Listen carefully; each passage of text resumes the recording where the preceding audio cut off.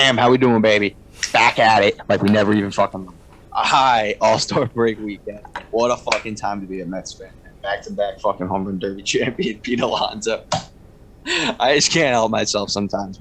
I just got crazy. All right, how we doing, boys? How we doing? Fucking Yanks. fantastic. What an Fucking intro, great. Davs. Yeah, I can we gotta see love it. I can see that energy from Pete vibing at the home run derby Feel it really all the way down here from transferred into fucking you. scolding hot Texas. All right, anyways, All-Star week, bro. Fantastic time. Pete, back-to-back home run derby champion, set a fucking first-round record, 35 ding-dongs. What a fucking animal. Kids, aspire to be him. You know what he said afterwards, too? He said he's got the most, he's like the most power swing or biggest power guy in the MLB. And, like, a lot of people didn't like it. But, like, you know what? Beat him in the home run derby then. Yeah, it's hard to argue with it. Show up in the home run derby because he's hitting You know, 35 in a round. Who else is? leads the league in ding dongs since 2019? Pete Alonso. So I Okay. mean, he's not wrong. I mean, he's speaking facts. People just don't like it. But yeah, Degrom just went on the injured list. Typical. Not for with Degrom. I love Degrom. Just that's typical Mets luck. That's all. Just being a Mets fan. That's what happens. Yeah, I feel Cespedes like falls off a fucking horse, breaks his leg one year. The other year, Degrom is an absolute fucking stud. Well, he is every year. I feel But now he like just fucking Degrom has can't get guys been. healthy. I feel like he's been flirting with the injured list for a few weeks now.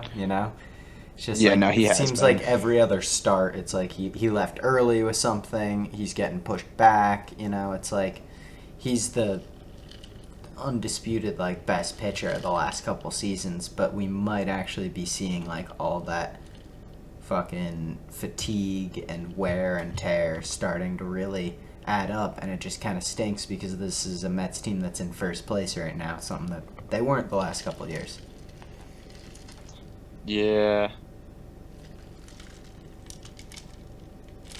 it's just been, you know, being a Mets fan. It's just even here. I'm assuming you've heard about the whole 20. If you haven't heard about the 2015 Kansas City Royals, turns out that they cheated in the postseason. If you can't remember who they beat in the World Series, well, it was the New York Mets. So that one always stung. And then like you got people, all these other teams are cheating, right? All these other teams are cheating, yada yada yada. Finally, the Mets are like, "Fuck it, we're jumping in. Let's get Carlos Beltran's cheating ass from the Astros. Hire him as our manager." What happens? Everyone fucking blows up.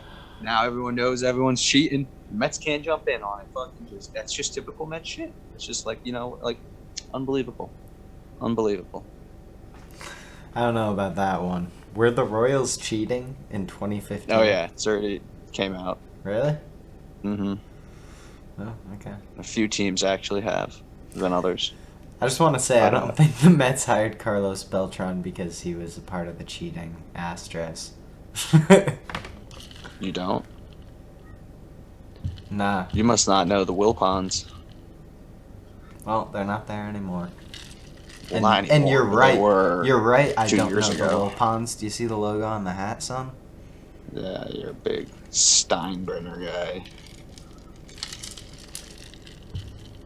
Anyways, how about them Yankees? How's that injury list looking? It's here for everybody. It's a lot. It's a lot. Probably spend the whole rest of the podcast reading off all the guys, but pretty much you name it, they're on it.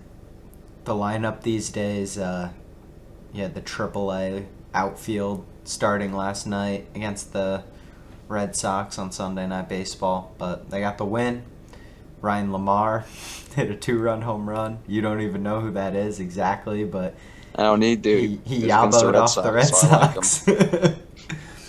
And Greg Allen, another one. You don't know who he is, but he had a solid series. Had a double, I think, in game 2. Nice sac fly, game 3. So it is what it is. I mean, the outfield's been, or at least center field, has been just depleted. I mean, we weren't getting much from Hicks anyway, but once he hit the injured list, it's like Gardner is over the hill at this point. He can't be a everyday outfielder. Left field has just been a sinkhole with Clint Frazier, just like consistently batting like 180, 190. It's about time you give Gardner the Lenny treatment. That's what I'm saying. Just take him out. The problem is they just have nobody. Like they just set themselves up like this. Like when you build your team around all these, you already had Aaron Judge, and then you build this team, you go out and trade for Stanton, and now we're 3 years into that deal, and he can't play the outfield? This man can only DH, and he can't do that more than 3 or 4 days in a row, and he needs a day off or he's gonna get hurt. He just bats, and we're locked up in this for years. And, we couldn't go after Bryce Harper, a nice lefty bat in Yankees. We couldn't go after that because of it. We couldn't go after Manny Machado. Guys who, Harper, who knows? But Machado at least is more of I feel like he's more of a well-rounded hitter. Stanton is either hot or he's swinging and golf swinging and striking out at everything. So it's kind of tough to see when you have a team of 1 through 9 all right-handed batters, and they're all trying to do the exact same thing, and it's hit a home run. It's like you got DJ batting leadoff, and he's the only guy who's trying to slap a ball and get on base, and it's just it's brutal. Yep, it's tough. It's tough. It's been tough for y'all too because no one has stepped up, and now that you're getting these injuries, it's kind of like putting guys in real tough situations. Yeah. Luckily for the Mets. What? I was gonna say the Yankees have kind of been treading water in this couple games above 500. Kind of they'll get hot, win a couple, and then they'll lose a bunch in a row. All of a sudden they're 4 games above 500 again or something. So they're it's really crazy when you think about what the rotation is looking like too. Corey Kluber. Yes, he threw that no-hitter. It was awesome. That was the first no-hitter I've seen in my life thrown by a Yankee, so I'll never forget that. But at the same time, we let Masahiro Tanaka go back to Japan, and Corey Kluber, we signed him for a 1-year deal, and, maybe we see him again? He's gone after this year. What a waste. We just sent Tanaka back to Japan for this guy for 1 year. Thank you for the no-hitter, but what good is that going to do us when we're in trying to get one of the last wild card spots? Especially since he's hurt. He's hurt right now too, right? He's been hurt since you can't even trade him. A week after he threw the no-hitter, he got hurt, and I said, I'll appreciate it. I'll never, I'm not trying to shit on the guy. I'm trying to shit on Brian Cashman for his moves and relying on a guy like Corey Kluber the way he did, with a team that's supposedly pinching pennies and trying to get under the luxury tax. They gave $12 million on a 1-year contract to Corey Kluber, and he was such a big question mark. Yep, and look how that's worked out for us. Not great. Yeah, I feel bad about that. It's tough though. You took a chance on it. Could have been a real good Corey Kluber. It's nice to take a chance, but $12 million is way too big of a chance. Way too big. And also, he probably would have taken eight or 9. It came out that I don't know. The Yankees were approached in the offseason. They were approached by Kyle Schwarber and Michael Brantley's camps. They both wanted to come to the Yankees, and they turned them both down. Could you imagine, dude? Look at both of them this year. Exactly. Brantley is doing so good. Yeah. Brantley Schwarber. is exactly the opposite of every batter in the Yankees lineup, and they're like, no, we don't need that.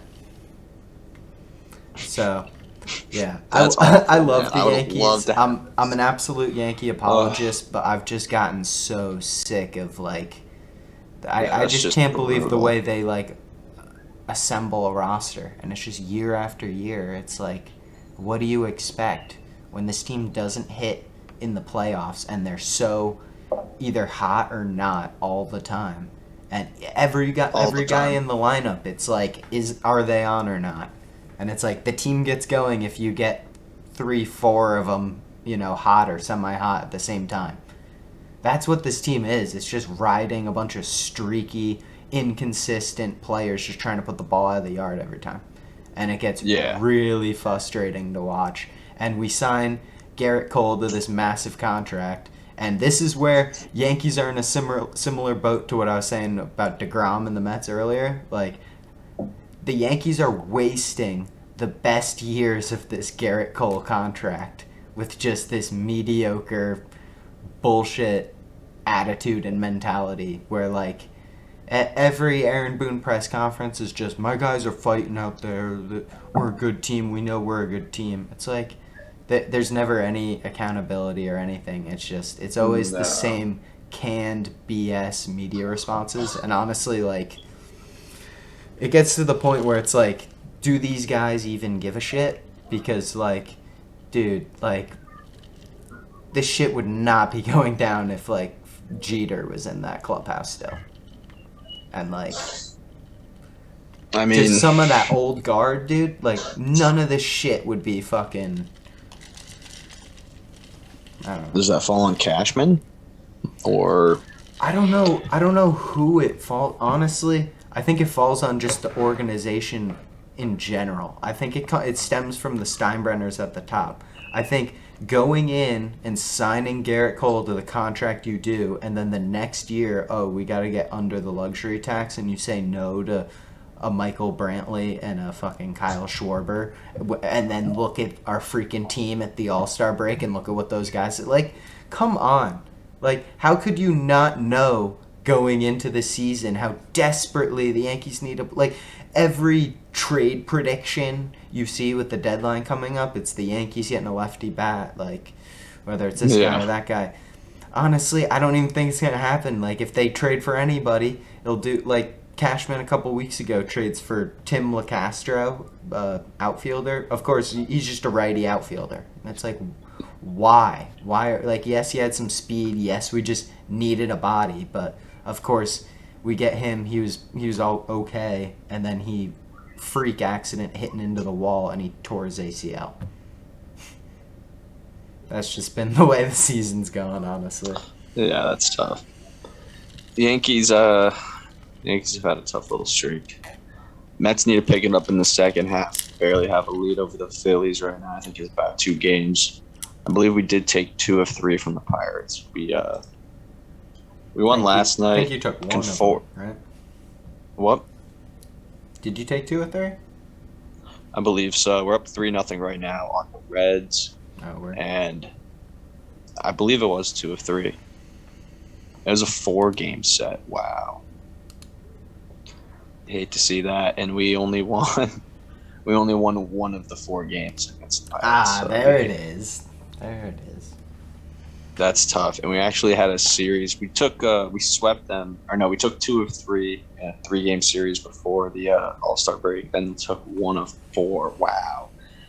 And I remember we blew a 5-0 lead in the first, in one of the, it was in the Sunday game. We had a 5-0 lead in the first inning, blew it, lost 6-5. And then we had another large lead on Saturday that we blew. And then came back and won yesterday. But yeah, we are opening up a series against the Reds and then the Blue Jays this week and weekend, up 3-0 against the Reds right now. I mean, we need guys to get back, man. I mean, Betances is done for the year, I'm pretty sure now. Syndergaard, I don't even know. And just DeGrom's gone for at least a week or 2 now, too. Luke Casey's Tommy John. I think we have, Stroman, Walker. I bet Lugo gets a start. I can't even think of the other dudes. But yeah, it's just been, pitching's been struggle for us. But hopefully we can turn it around second half. DeGrom looking like a Cy Young favorite, MVP candidate as well. So it's really just between him and I believe Tatis. And then on the other side, you got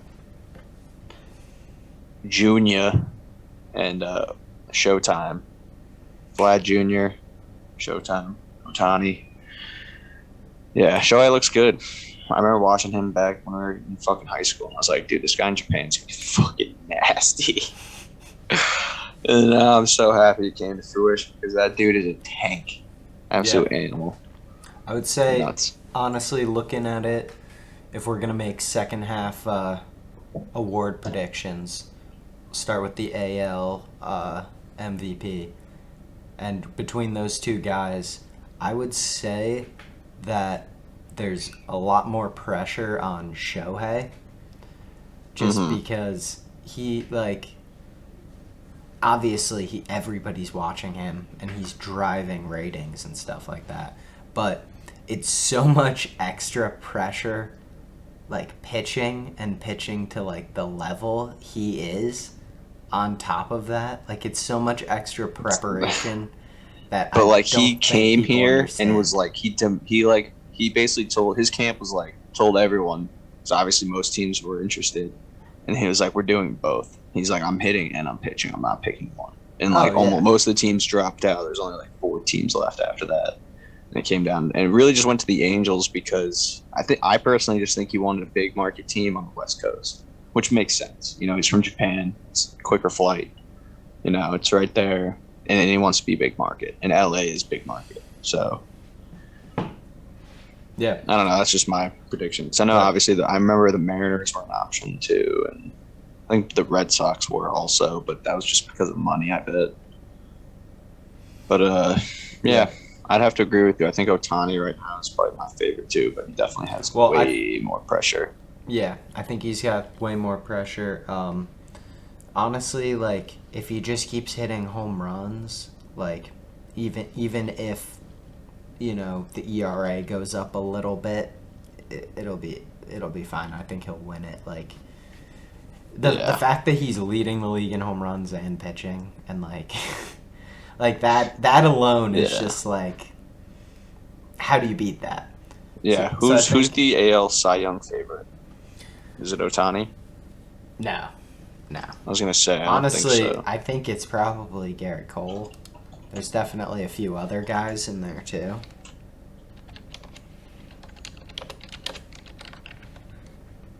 Yeah.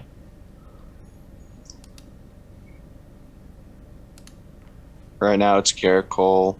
I mean, Lance Lynn and Shane Bieber.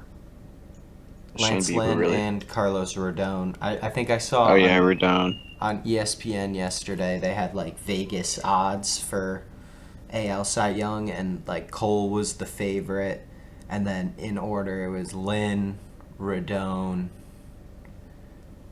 I'm looking at them I can't now remember the from a fourth. bunch of them. Cole's the favorite with Rodon after, and then Lynn. Rodon's usually at like a plus 200 to like 175. Lance Lynn's at like a plus 400. Oh wow.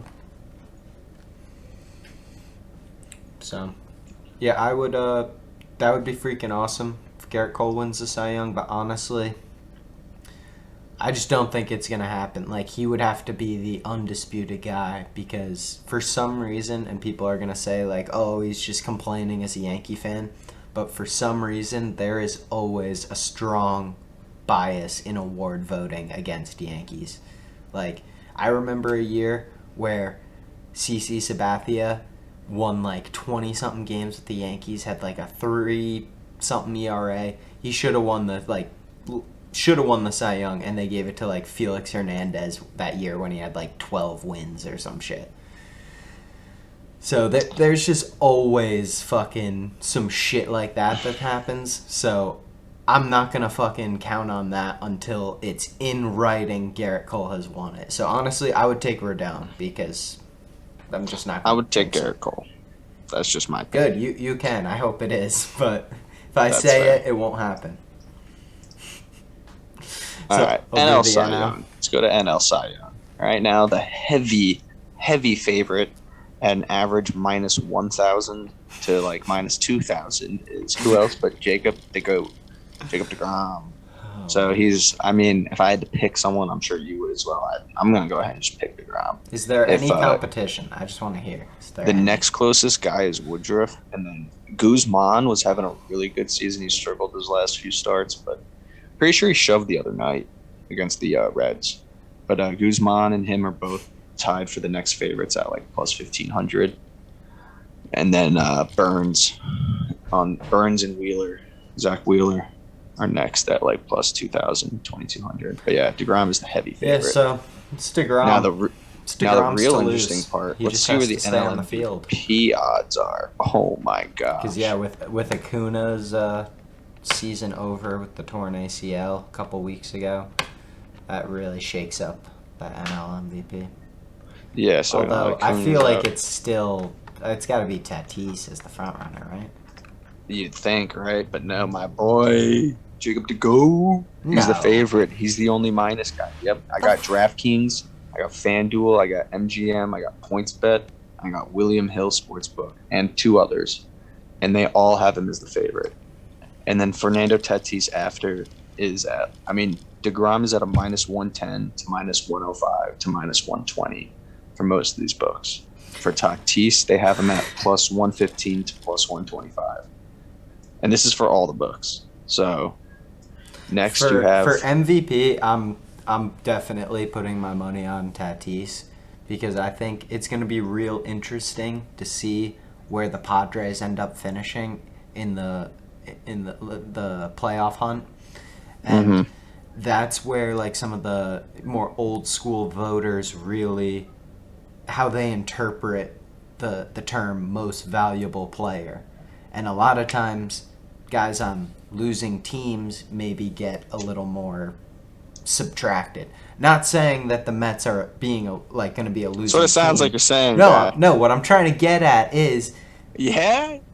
The Mets have kind of had first place Mets. Yeah, hey, relax. Your division has not been that great. You got a little bit of a cakewalk. What I'm saying is some old school voters might be like, look at this NL West where you have the Giants, Dodgers, and Padres. Like, who knows what the Padres do? If the Padres somehow win that division and Tatis goes off, I think, bam, I think that's pretty easy to Tatis.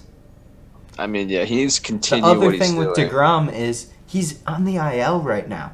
Like, that's what, like, he can like a week or two. He's not going to be on there long term. He can withstand an IL stint for the Cy Young, but for the MVP, that's a lot different. Like, one pitcher in our lifetimes have won the MVP, and it was Verlander. And I would argue that DeGrom might be more deserving this year than Verlander was in his season. But that's for the end of the season. I would probably, like, that's definitely a good argument, but, like, if I was a Mets fan, like, every time Jacob DeGrom steps on the mound and throws a pitch, like, I would be, like so nervous. I'd be, like, holding my breath on every single pitch he throws. So that's just how important he is to that team. I agree. But he won't be out for long, so it's not like he's going to be on the IL. I mean, it's 15 days at max. If not, he'll be back before then. But a lot can happen in 2 weeks, especially when you're talking. You're talking MVP race when he pitches once every 5 days. You're going against guys who are in the lineup every day. 6 days ish, but I get what you're saying. And he's also hitting 364 this year. In all fairness, I mean, come on, give the guy a break. He's putting Ohtani numbers up on this side. Yeah, in what 45, 50 at bats. 33. There you He's go. got 12 hits. There you. 6 RBIs. Solid, but like. I'm just saying. All right. Yeah, that's not even talking about his 1.08 ERA or his 0.5 WHIP.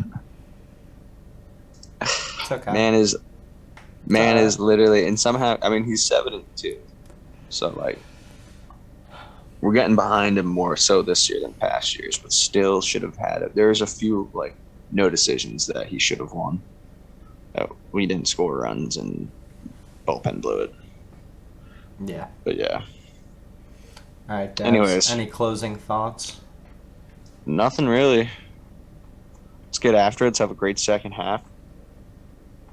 Let's go Mets and Yanks. Hopefully the Yanks can push. We'll see. But yeah, thanks for tuning in, boys and girls. It's Dad's. Hez here. Well, MLB Talk. We'll be back in a week or two. See how it goes. Thanks for tuning in. We'll catch you next time. Fucking deuces, boys and girls. Bye.